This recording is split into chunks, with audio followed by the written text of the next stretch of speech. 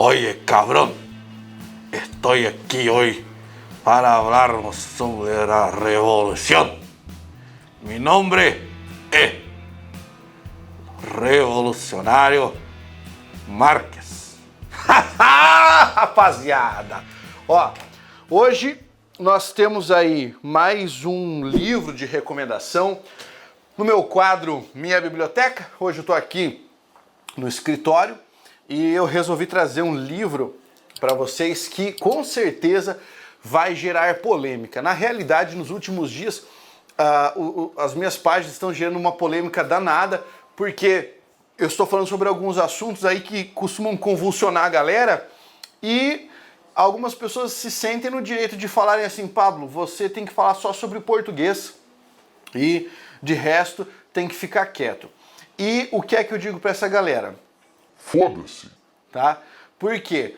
Eu sou professor e como professor eu tenho o papel social de trazer informação, de estabelecer momentos de crítica, momentos de reflexão, momentos importantes, tá? Para que a gente consiga repensar aquilo que compõe a nossa vida. Muito bem, então aqui no meu canal eu já recebi ataque de gente que é de esquerda e me chama de direita conservador, gente que é de direita conservadora e me chama de comunista, gente que é, sei lá, terraplanista e me chama de globaloide e coisas dessa natureza. No fim das contas eu não tô nem aí. Se você estiver assistindo ao vídeo e acompanhando a mensagem, isso já está ótimo, tá? Bem, qual é a recomendação de leitura para hoje? Tenho certeza de que a recomendação vai incomodar algumas pessoas, principalmente as mais conservadoras, tá? Mas eu vou mostrar para você aqui um livro que é muito raro no Brasil para você encontrar a edição física desse material. Mas você encontra esse material inteirinho na internet por causa do projeto, tá? Vou mostrar o livro, é este aqui, o livro Brasil Nunca Mais. Pablo, mas esse é um livro vermelho, então como é um livro vermelho, é um livro de comunista. Não seja burro! Se fosse assim, vários livros de culinária se chamariam culinária comunista, tá? Não tem nada a ver, não seja tão tansa desse jeito.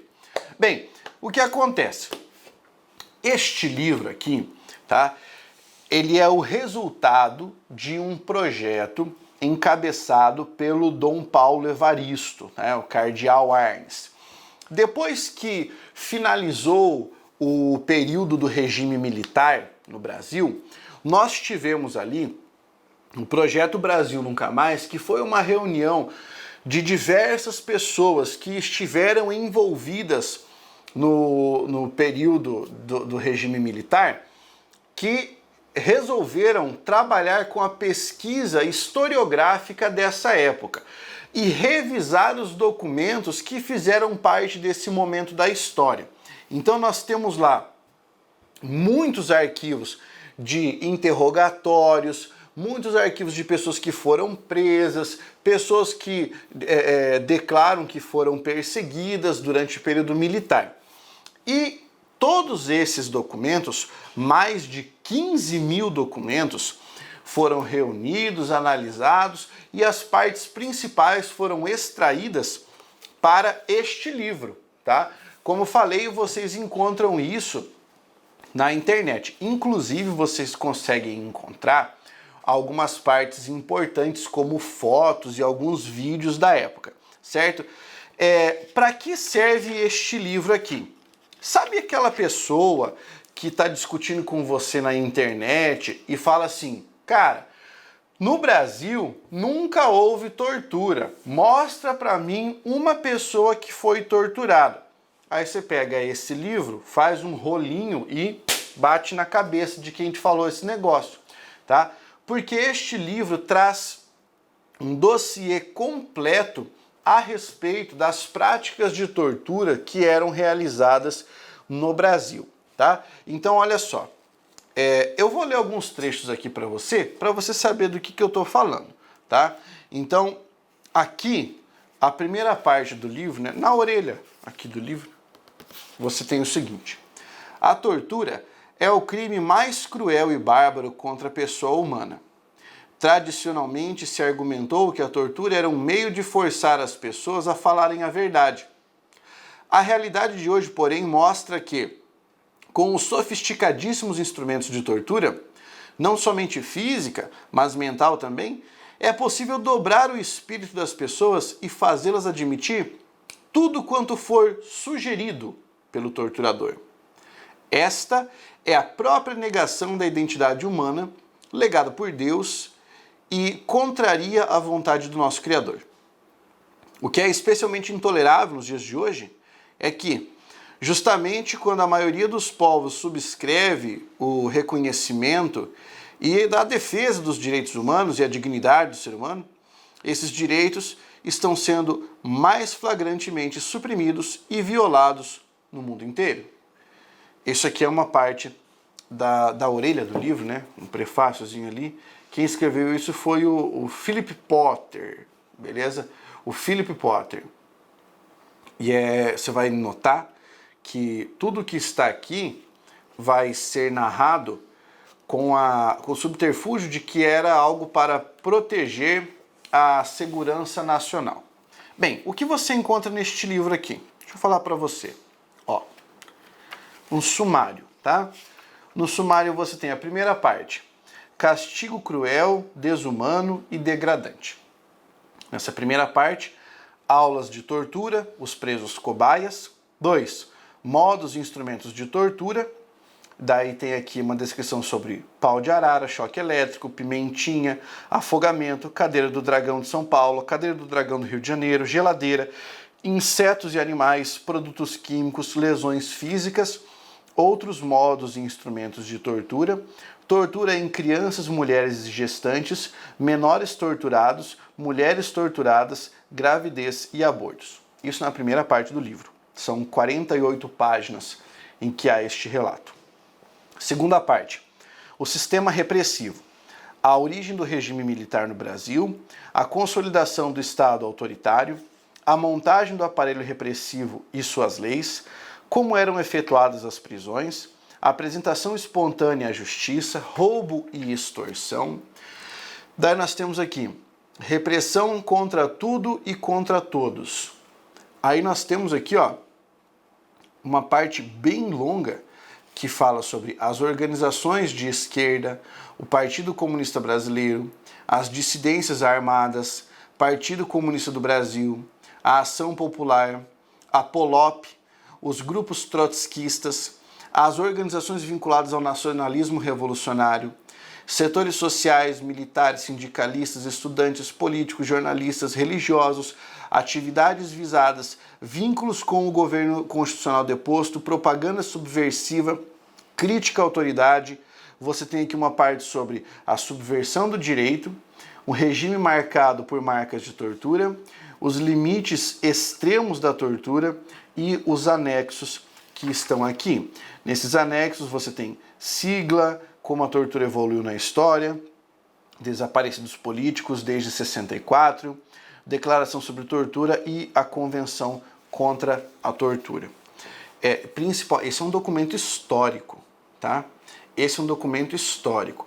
Inclusive, na internet você tem o site do projeto Brasil Nunca Mais, e esse título não é um título que significa vamos dissolver o Brasil, nós somos contra o Brasil. Brasil, dois pontos, que essa história não se repita nunca mais, certo? É essa a ideia.